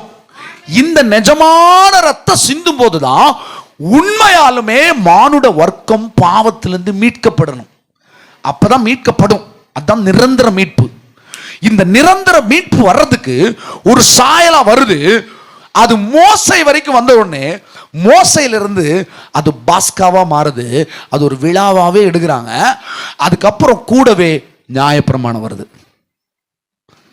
நியாயப்பிரமாணம் என்ன சொல்லுதுன்னா, பாவத்திலிருந்து உங்களால் எழும்பவே முடியாத அளவுக்கு கீழே கெடுக்குது. இப்போ பாருங்களேன், நான் ஒரு எக்ஸாம்பிள் சொன்னேன். ஆண்டனி பிரதர் செப்பல் எடுத்து போட்டார், எறும்பு செத்து போச்சு. மறுபடியும் என்ன செய்கிறாரு, சரி நீ பார்த்து எடுப்போன்னு சொல்லிட்டு அடுத்த காலையும் எடுத்து போட்டு அடுத்த செருப்பை எப்படி வைக்க கூடி போகிறாரு. போகிறதுக்கு முன்னே சொல்லியாரு, சுனியை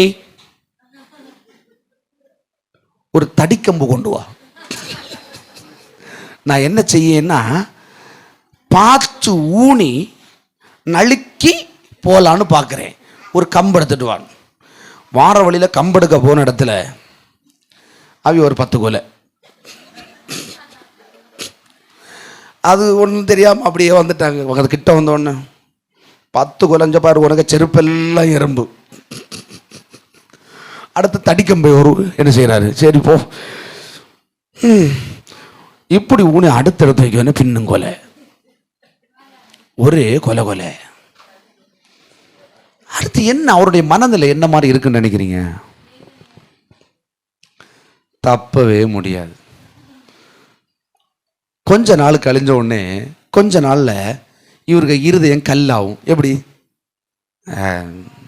நமக்கு பழச்சனம் வாங்கி நீ எப்படி பழைக்கணுமே, 10 எறும்பு சத்து தான் ஆகணும். அப்படின்னு இருதயத்தை கல்லாக்கி அந்த பாவத்தை செஞ்சு கொண்டே இருப்பார். யாராவது கேட்டா சொல்லுவாரு, தெரியும் பிரதர், இது பாவம்னு தெரியும், முடியலையே. சொல்லுங்க, முடியலையே. எப்படி? கார் எடுத்து டிரைவர் வச்சு போலான்னு பார்த்தா மனசெல்லாம் சொல்லுது, நடந்தாலே 10 எறும்பு சாவுது, கார்ல எத்தனை எலும்பு செத்துருக்கோன்னு சொல்லி கூடுது. புரியுது உங்களுக்கு? உன் சுயத்திலேயே நீ இவ்வளவு பாவம் செய்யற, உன் பாவத்துக்கு இன்னொரு ஆப்ஷனை தேடினாலும் அதுவும் பாவமா போயிருது. அப்ப பாவத்துக்கு ஒரு முடிவே இல்லை, போயிட்டே இருக்குது. அப்போ என்ன செஞ்சதுன்னா, இந்த நியாயப்பிரமாணம் வர்றதுக்கு முன்னாடி பாவம் பெருசா வேலை செய்யல. ஆனா நியாயப்பிரமாணம் வந்த உடனே பாவத்துக்கு பலன் வந்தது. அதிகாரம் வந்த உடனே ஒரு பலன் வரும். பாத்திருக்கீங்களா?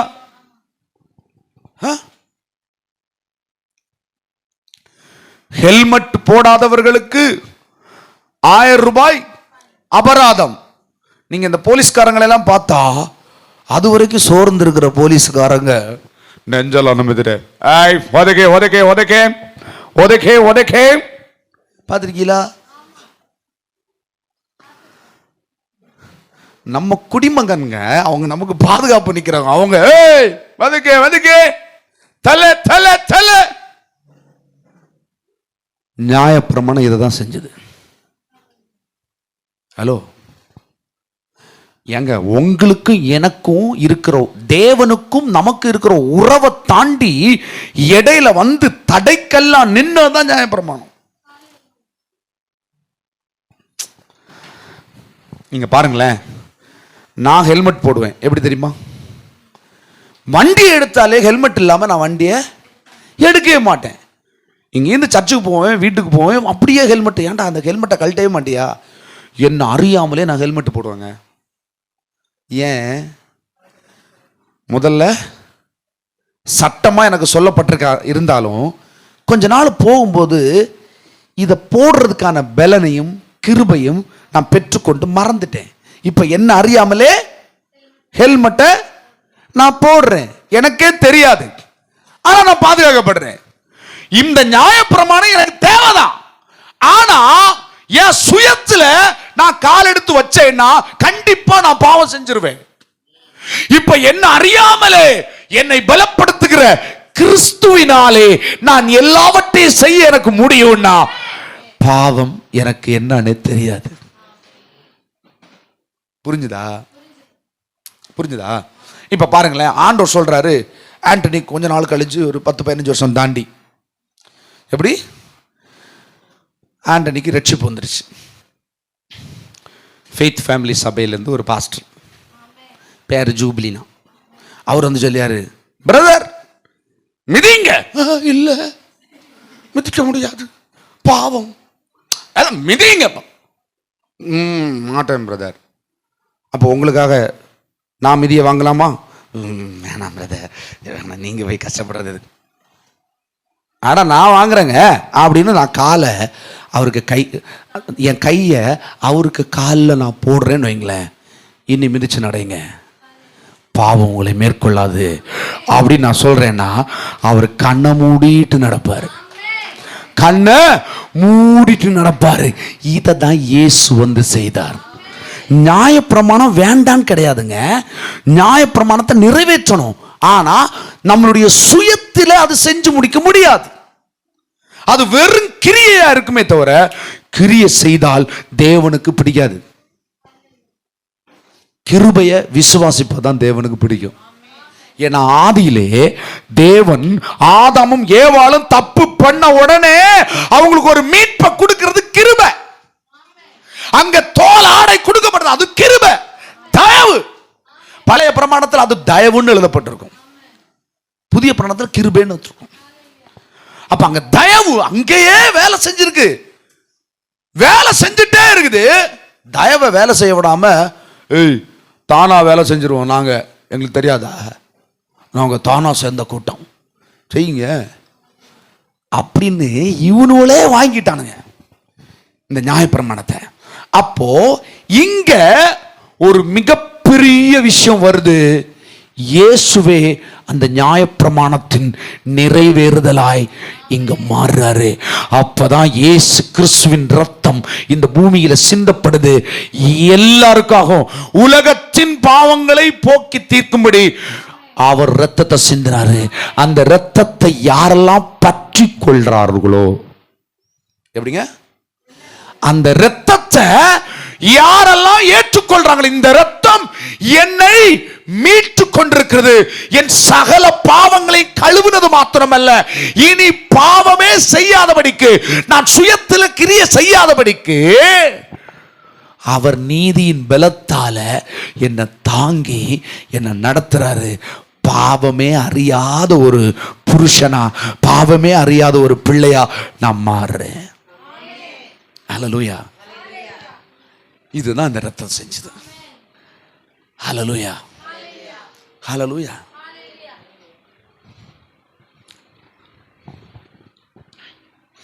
இப்படி இருக்க 27வது வசனம், மேன்மை பாராட்டல் எங்கே? இப்போ நீங்க மேன்மை பாராட்டுறதுக்கு எதை மேன்மை பாராட்டுவீங்க? அது நீக்கப்பட்ட மேன்மை பாராட்டல் நீக்கி போயிடுச்சு. இப்போ பாருங்களேன், 10 கற்பனைகளை அஜிதா நிறைவேற்றிட்டா. அஜிதாவுக்கு என்ன வேணும், என்ன கொடுக்கணும்? பிதா 10 கற்பனைகளை நிறைவேற்றும்படி நமக்கு எல்லாரும் தந்தாச்சு. அஜிதா மட்டும் நிறைவேற்றினா அப்போ அஜிதாவுக்கு என்ன கிடைக்கும்? பிதா என்கிற பட்டம் கிடைக்கும். கொடுப்பார் அவர் எடுத்து? தாங்க முடியுமா? புரியலையா உங்களுக்கு? தேவன் விரும்பினதை ஒரு மனுஷன்ட்ட செய்ய சொல்றாரு. அப்படி இல்லை, இப்படின்னா தான் புரியும். தேவன் செய்ய வேண்டியதை உங்கள்கிட்ட சொல்றாரு. தேவனால தான் செய்ய முடியும், அதை மனுஷனா கொண்டு செய்கின்றாரு. செய்ய முடியுமா? இதை காட்டுவதற்கு தான் இதை தந்தார். புரியலையா?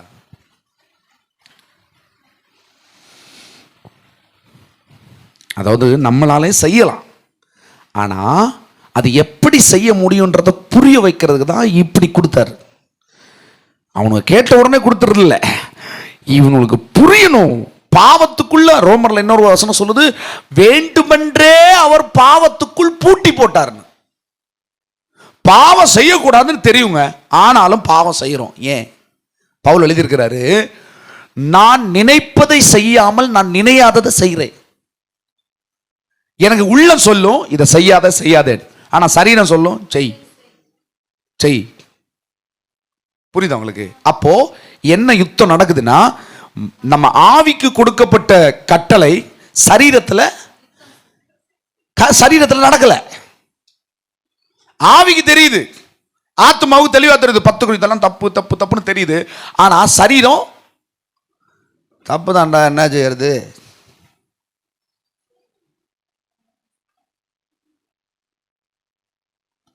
இன்னும் 1ஆம் தேதியிலிருந்து குடிக்கப்படாது. எப்படி? 1ஆம் தேதியிலிருந்து குடிக்கப்படாது.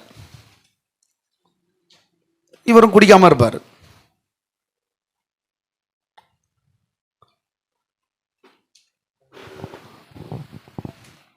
கேட்டியாடி,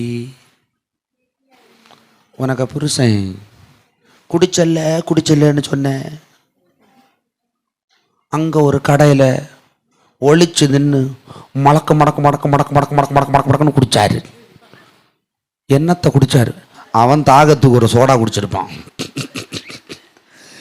இவனே மாறணும்னு நினைச்சாலும் இந்த உலகம் விடாது, அல்லது உன் சரீரம் விடாது. உன் சரீரத்தில் நீ அந்த பலத்தை பிழைக்க முடியாது. இல்லை என்றால் உன்னை சத்ரு வெளியிலிருந்து பிழைக்க விட மாட்டான். கேட்டாடி, நான் ஒன்னான கண்டம்ல நேரு பார்த்த என்ன சொல்லியாக்கா? அக்கா நீங்க தப்பா சொல்ல மாட்டேன்னு தெரியும், ஆனா அவர் குடிய விட்டாரு. சந்தர்ப்பம், சூழல், மனுஷர்கள் இது எல்லாத்தையும் சத்ரு உனக்காய் பயன்படுத்துவான். நீயே நினைப்ப நல்லா இருக்கணும்னு, ஆனா உன்னால முடியாது. அல்லது இந்த உலகம் உனக்கு சப்போர்ட் பண்ணாது, உன் சரீரமும் உனக்கு சப்போர்ட் பண்ணாது, இந்த உலகமும் உனக்கு சப்போர்ட் பண்ணாது. ஆனா இதையெல்லாம் புரிந்து கொண்டவர் உனக்கு சப்போர்ட் பண்றாரு. என் பலத்தை உன் பலவீனத்துக்குள்ள தருவேன், அப்பொழுது நீ பலனடைவாய். அவருடைய உயிரை உனக்கு தந்திருக்கிறார். ஹல்லேலூயா. அவருடைய ஜீவனை கொண்டு இந்த பாவத்தை மேற்கொள்ளுகிற சக்தி நமக்கு கொடுக்கப்படுகிறது. பாவத்தை மேற்கொள்றது ஈஸி தான், ஆனா புரிந்து கொள்ளணும் எப்படின்னு. ஹல்லேலூயா. இங்க பாருங்களேன், இப்படி இருக்க மேன்மை பாராட்டல் எங்கே? இப்ப நான் சொன்னேன், அஜி வந்து ஆண்டவர் சொல்லிருக்க 10 கற்பனைகளை நிறைவேற்று அப்படின்னு. பாருங்க, இப்ப பாருங்களேன், 10 கற்பனை கொடுத்தாச்சு. 10 கற்பனை இவன் நிறைவேற்றினானா இவ வாழ்ந்துட்டா. தேவன் இல்லாம, தேவனுடைய சப்போர்ட் இல்லாம இவ ஜெயிச்சிட்டான்னு அர்த்தம். விளங்குதா உங்களுக்கு? அதாவதுங்க, நியாயப்பிரமாணத்தை நிறைவேற்ற வேண்டிய அவசியம் இருக்குது சிஸ்டர் பிரதர். 10 கற்பனைகளை கண்டிப்பா நிறைவேற்றணும். ஆனா தேவன் அதை சொல்லியிருக்காரு, நீ நீதிமானா இருக்கணும்னா இந்த 10 கற்பனைகளை நிறைவேற்றுன்னு சொன்னாரு. ஆனா தேவனுக்கு நல்லாவே தெரியும் யாராலையும் இதை நிறைவேற்ற முடியாது. ஏன்னா அப்படி முடிஞ்சா என்னாலதான் அது முடியும்னு அவருக்கு தெரியும். நான் தான் அதை நிறைவேற்றுவேன். வேற ஒருச்சலி மண்ணால மாம்சத்துல பிறந்த ஒருத்தனாலையும் இதை நிறைவேற்ற முடியாது. ஆவியிலே பிறக்கணும்.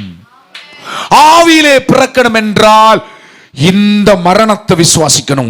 இயேசு எனக்காய் இரத்தத்தை சிந்தி இருக்கிறார். என் மரணத்தை, என் சரீரம் என்னை ஆளுகிற பலத்திலிருந்து, என் ஆவி என் சரீரத்தை ஆளுகிற பலத்தை இயேசு கிறிஸ்துவினால் நான் பெற்றுக்கொண்டால், இந்த சரீரத்தை பாவம் செய்ய இழுக்கிற இந்த சரீர வாழ்க்கையை நான் மேற்கொள்ளுவேன். எனக்குள்ள கற்பனைகளை செய்கிற பலமாய் எனக்குள்ள தேவன் இருப்பார். பாருங்களேன், சிலருடைய குணத்தை பார்த்துருப்பீங்க. சிலருடைய குணத்தை எல்லாம் பார்த்து நம்மளே பிரமிச்சிருப்போம். சே, என்ன மனுஷன்டா இது, பார்த்துருக்கோம்ல. அதே அவரு இன்னொரு குணத்தில் மோசமாக இருப்பார். எப்படி? ஒன்றில் டாப் நம்பர் 1 இருப்பார். அடுத்து காலையில் நல்லவாய், மாலையில் நாரவாயின மாதிரி. நல்லா தானடா போனேன். ஆமாம், அது நல்ல வாய், இது நாரவாய். ஹல்லேலூயா. அது சூப்பர்ல. ஒரு வடிவேல் காமெடி அழகாக போட்டிருப்பாங்க. காலையில் பட்டையெல்லாம் போட்டு தெய்வமே, மாலையில் சாமி இருக்கியா இல்லையா? இதுக்கே ஒரு சினிமா எடுக்கலாம் போல இருக்கு இல்லையா? சத்தியத்தை விவரிக்கிறதுக்கே சினிமா எடுக்கணும். நம்ம எடுக்க போகிறோம் என்ன, 10 கோடி ரூபா கொண்டு வரணும். யாரு? வயலட் சிஸ்டம் மட்டும். Produced by violet. ஏன் லாபத்தை எடுத்துக்குங்க இல்லையா? ஆண்டோடைய நாம உயர்த்தப்படட்டும். ஹல்லேலூயா. ஆமாங்க, அதெல்லாம் செய்யணும். சினிமாலாம் அதுக்கு தான் கற்று தந்துருக்கிறார். சும்மா பாட்டு நல்லா இருக்கா, ஃபைட் எத்தனை, இந்த கழுத கதையெல்லாம் உள்ள சினிமாவெல்லாம் விட்டுட்டு கர்த்தருடைய ராஜ்யத்தை கட்டுறதுக்கு ரகசியங்களை கொண்டு மனுஷர்களுக்கு இது அறிகிறது எவ்வளோ பாக்கியம் இல்ல? இது ஒரு சினிமாவை எடுத்து அப்படி இருக்கும் இல்லையா? நல்லா இருக்குமா இல்லையா? ஹல்லேலூயா. தேவனுக்கு தன்னுடைய பிள்ளைகளை தான் விரும்புகிற மாதிரி எல்லாத்தையும் தன்னை மாதிரி இருக்க தான் விருப்பம். எப்படி? ஆண்டவரால் பாவம் செய்ய முடியுமா? ஏன்னா அவர் பாவம் செய்யறதுக்கு அவருக்கு சம்பந்தம் இல்லை.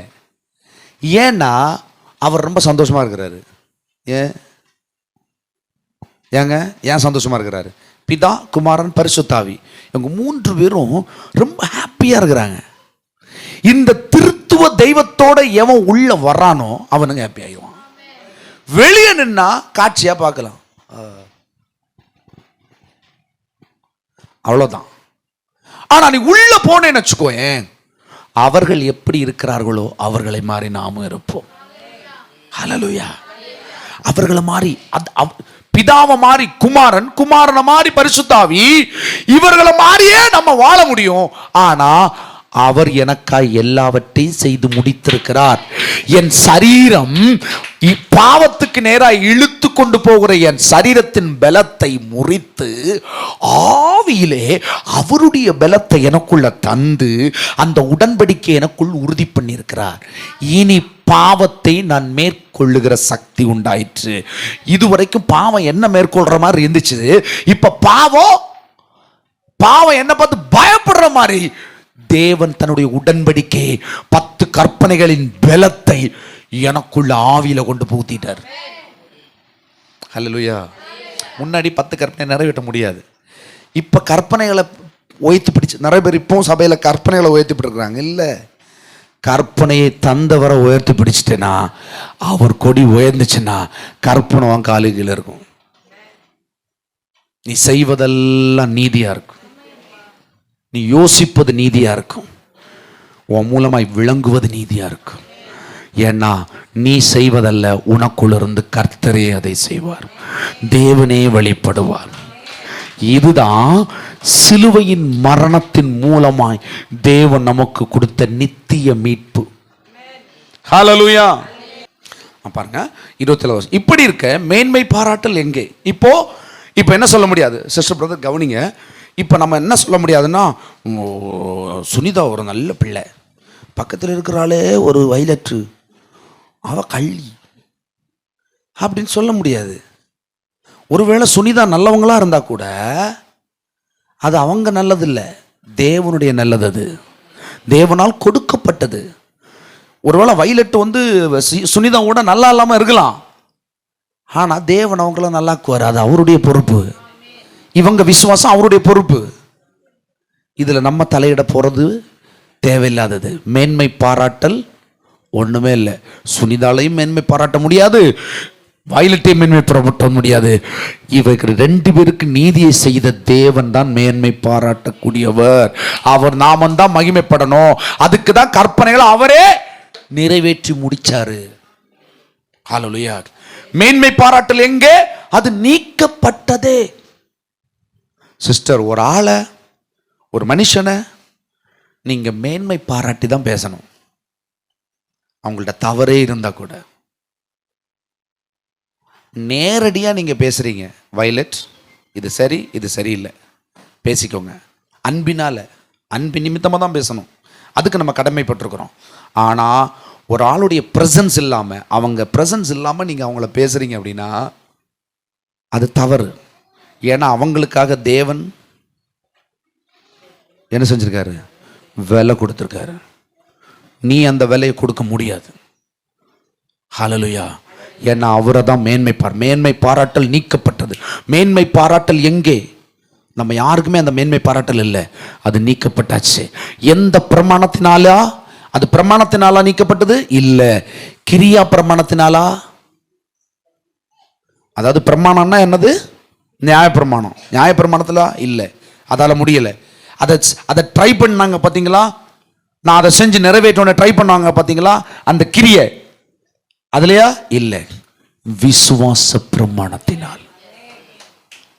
இயேசு கிறிஸ்து உனக்காக எனக்காக மரித்து இரத்தத்தை சிந்தி நித்திய மீட்பை தந்த அவரை விசுவாசிப்பதினாலே.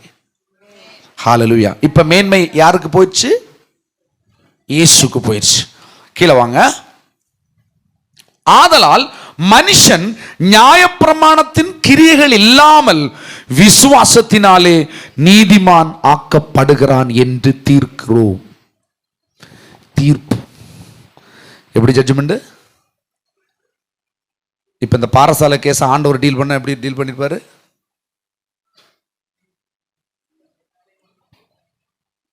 சட்டத்திட்டம் அல்ல, நான் மீட்டுக் கொள்கிறேன். இல்லை தப்பு செஞ்சுட்டாமா சாமி, இருக்கட்டும், பட் இந்த கேஸ் என் கோர்ட்டுக்கு வந்துருச்சு, அதனால நான் மீட்பை தருகிறேன். எல்லாமே மாறுங்க. ஹல்லேலூயா. விசுவாசத்தினால் நீதிமான் நீங்களும் நானும். ஹல்லேலூயா. இப்போ இந்த நீதியில் இருக்கிறதுனால ஏற்கனவே பெண்டிங்கில் இருக்கிற கேஸுக்கெல்லாம் என்ன வரும்? நமக்கு என்ன வருங்க? ஏற்கனவே நீங்கள் தப்பு பண்ணியிருக்கீங்கல்ல, தப்பு பண்ணியிருக்கீங்களா? பண்ணதே இல்லையா? துரோகம் பண்ணியிருக்கேன், நான் ஒரு துரோகம் பண்ணியிருக்கேன்னு சொல்லுங்க. யாராவது இருக்கீங்களா? ஒரு ஆள். நான் சொல்லட்டா? விரலுக்கு 10 செஞ்சிருப்பேன் துரோகம். ஹலோ, சொன்னீங்கன்னா மன்னிப்பு, இல்லைன்னா அதெல்லாம் பெண்டிங் கேஸாக கிடக்கும். ஹலோ, நான் சொல்லட்டுமா? உங்கள் வாழ்க்கையில் பெண்டிங் கேசஸ் எல்லாத்துக்குமே நீதி உண்டாயிருக்கு. தீர்ப்பு ரட்சிப்புங்கிற ஒரே தீர்ப்பில் நீங்களும் நானும் பெண்டிங் கேசஸ் எல்லாத்தையுமே சொல்லுவாங்க. நான் இந்த மாதிரி ஒரு தப்பு பண்ணிட்டேங்க, அது என் இருதயத்திலேருந்து குத்துதுன்னு சொல்கிறீங்களா? அது நீ குத்தாது. ஏன்? இயேசு உங்களுக்காய் இரத்தத்தை நித்திய நாட்களுக்கு சேர்த்து சிந்திவிட்டார். இனி நியாயப்பிரமாணம் சட்டம் உங்களிடத்தில் கேள்வி கேட்காது, கேட்க முடியாது. ஏன்னா சட்டத்தை கொடுத்தவரே உங்களுக்காய் எல்லாவற்றையும் நிறைவேற்றி ஜட்ஜ்மெண்ட் எழுதிட்டார். இனி அவள்கிட்ட எதையுமே கேட்காத. அவன் மேலே விழுந்த ரத்த பழி என் மேலே விழுந்துருச்சு. அவன் மேலே இருக்கிற எல்லா கரையும் என் மேலே விழுந்துச்சு. என்னுடைய தழும்புகளினால் அவன் குணமாயிட்டான். என் தழும்புகளால் அவன் ஆசீர்வதிக்கப்பட்டிருக்கான். என் ரத்தத்தினால் அவனுக்கு மீட்பு உண்டாயிருக்குது. இது நித்திய நாட்களுக்கு. இனி ஒரு நாள் என் பிள்ளை ஒரு பாவத்தை செஞ்சுதான் நீதியை நடப்பிக்கணும்னு அவசியம் கிடையாது. ஏன்னா பாவத்தினால் வர வேண்டிய நன்மையை விட தேவனால் என்னால் அவனுக்கு நீதியான நன்மை என்றென்றைக்கும் அவன் இருக்கும். அவன் போஷிக்கப்படுவார். என் பிள்ளை என்னால் போஷிக்கப்படும். ஹல்லேலூயா, ஹல்லேலூயா. லஞ்சம் கொடுக்க வேண்டாம். சொல்லுங்க, லஞ்சம் கொடுக்க வேண்டாம். சூப்பர். அல்லேலூயா. எதுக்குங்க லஞ்சம் கொடுக்கணும்? பிசாசுக்கு போய் என்னது கொடுக்கணும்? இல்லையா? பிசாசு சொல்லுவான், உனக்கு நல்லா தாரேன், ஆண்டவர் தரலையா, ஜோம் பண்ணி கிட்டலையா, அப்போ நான் தாரேன். பிளாக்கில் தெல்லாம் அவசியமே இல்லை. என்னை அனுதினமும் போஷித்து நடத்துவார். மகா வறட்சியான காலங்களில் இன்னும் 1000 லாக்டவுன் வந்தாலும் என் அப்பனுடைய ஆசீர்வாதம் எனக்கு லாக்கே ஆகாது. அவர் என்னுடைய களஞ்சியங்களை பூரணமாய் நிரப்புவார். வறட்சியான மகா வறட்சியான காலங்களிலும் என் ஆத்துமாவை திருப்தியாக்கி என் எலும்புகளை நிலமுள்ள எலும்புகளாய் மாற்றுவார். அந்த நீதி இது. ஹல்லேலூயா, ஹல்லேலூயா. ரத்தம் எவ்வளோ வேலை செஞ்சிச்சு பார்த்தீங்களா? அதனால தான் இயேசுவின் ரத்தம் ஜெயம். என் மேலே தினமும் சொல்லுங்க உங்கள் வாயால், நான் இயேசுவின் ரத்தத்தினால் கழுவப்பட்டிருக்கிறேன். அவர் ரத்தம் என் மேல் தளிக்கப்பட்டு கொண்டே இருக்கிறது. நான் ஒவ்வொரு முறை ஒவ்வொரு ஸ்டெப்ஸை நான் எடுத்து வைக்க என் மேல் ரத்தம் தளிக்கப்பட்டு கொண்டிருக்கிறது. நான் அறிந்தும் அறியாமலும் ஒருவேளை செய்கிற தவறுகள் கூட எனக்கு மன்னிக்கப்பட்டிருக்கிறது. ஒரு கட்டத்தில் நான் தவறே செய்யாத நீதியின் பாதையிலே என்னை நடத்தி என்னை போஷித்து திருப்தி ஆக்கி கொண்டே இருக்கிறார். ஹல்லேலூயா. அதை நான் விசுவாசிக்கிறேன். விசுவாசிக்கிறீங்களா? விசுவாசிக்கிறீங்களா? இதுவரைக்கும் செஞ்ச பாவம் எனக்கு மன்னிக்கப்பட்டாச்சு, நான் திருப்தியாக நம்புகிறேன். எத்தனை பேர் கை தூக்குங்க? கையை போடுங்க. இது அப்போ இதுக்கு என்ன பாவம் செஞ்சுருக்குதியலா? செஞ்சுருக்குதியலா? துரோகம் செஞ்சுருக்கீங்களா? கையை தூக்குங்க. எப்பாடா சத்தியம் வந்த உடனே அப்பாடா இனி நீ என்னடா வேண்டி கிடக்கு, நீ என்ன நினைச்சாலும் ஒன்றும் இல்லை, ஆண்டவர் பார்த்துருவாராமே. ஹல்லேலூயா. சத்தியத்தை அறிவீர்கள், சத்தியம் உங்களை விடுதலையாக்கும். ஹல்லேலூயா. நான் அப்படிப்பட்டவன், நான் இப்படிப்பட்டவன், அவ அப்படிப்பட்டவா, இவ இப்படிப்பட்டவன்னு சொல்ற அடையாளம் என்னவா இருந்தாலும் தேவன் என்னை மீட்டுக் கொண்டிருக்கிறார். என் அடையாளங்களை மாற்றி இருக்கிறார். என் பூர்வ பழைய ரசத்தை தூக்கி மாற்றி இருக்கிறார். புளித்த மாவு என்னை விட்டு நீங்கிட்டு. ஹல்லேலூயா.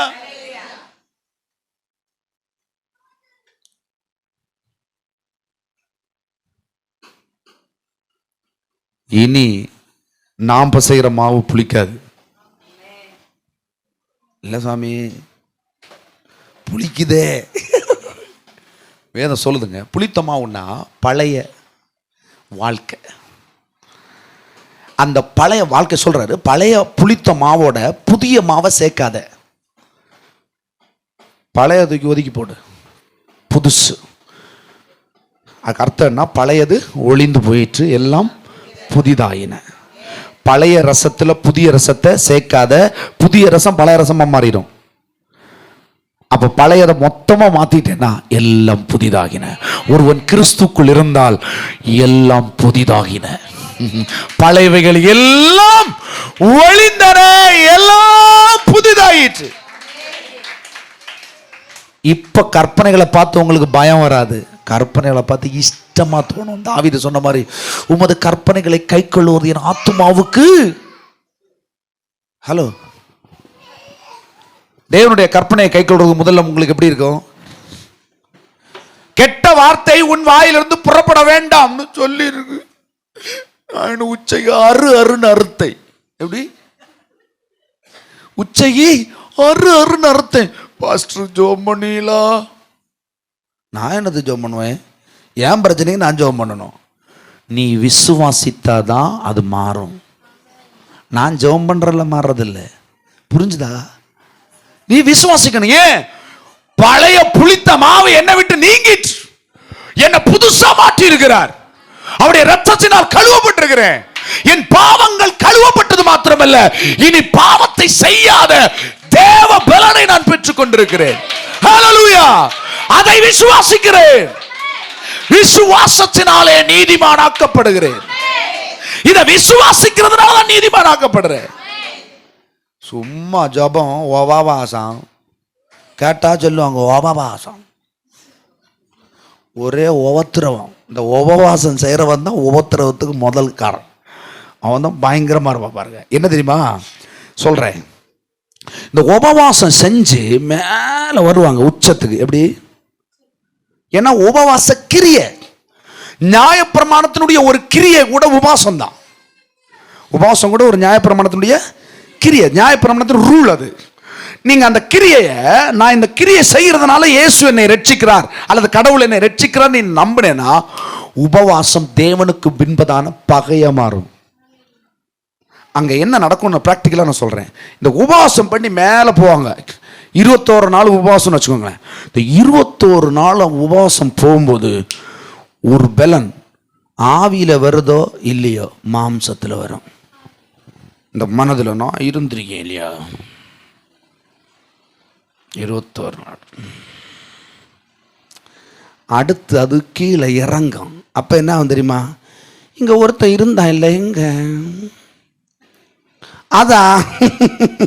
அதான் நீங்க மிதிச்சு வந்தீங்களே, அவன் தான் நீதிமான்னு சொல்லப்பட்டவன் மகா பாதாளத்தில் விழுந்து கிடப்பான். அதற்கு வாய்ப்பு இருக்கு. ஏன் வாய்ப்பு இருக்குன்னு நான் சொல்றேன்னா, இந்த பிரமாணம் அப்படிதான் வேலை செய்யும். அல்லாம நீ உபவாசம் இருக்கிறதுல தப்பு இல்லை, உபவாசிக்கலாம். வயிறு தொப்பை போடுது, மூச்சு விட முடியல, வாரத்தில் ஒரு நாளைக்கு உபவாசம் போடுங்க. ஆமாங்க, ஒரு நாள் சாப்பாடு எடுக்காமல் வெறும் தண்ணியை குடிங்க, சரீரத்துக்கு நல்லது. அல்லது தேவனுடைய வார்த்தையை தியானிக்கணும், உபவாசிங்க. அது தடை பண்ணுது, ஏதோ ஒன்று தடை பண்ணுது. சாப்பாடு மட்டும் இல்லை உபவாசம், சீரியல். எப்படி? சீரியல் பார்ப்பது உபவாசிங்க. ஞாயிற்றுக்கிழமை இறைச்சி எடுக்கிறதுனாலே சபைக்கு வர்றதுக்கு லேட் ஆகுது, இறைச்சியை உபவாசி.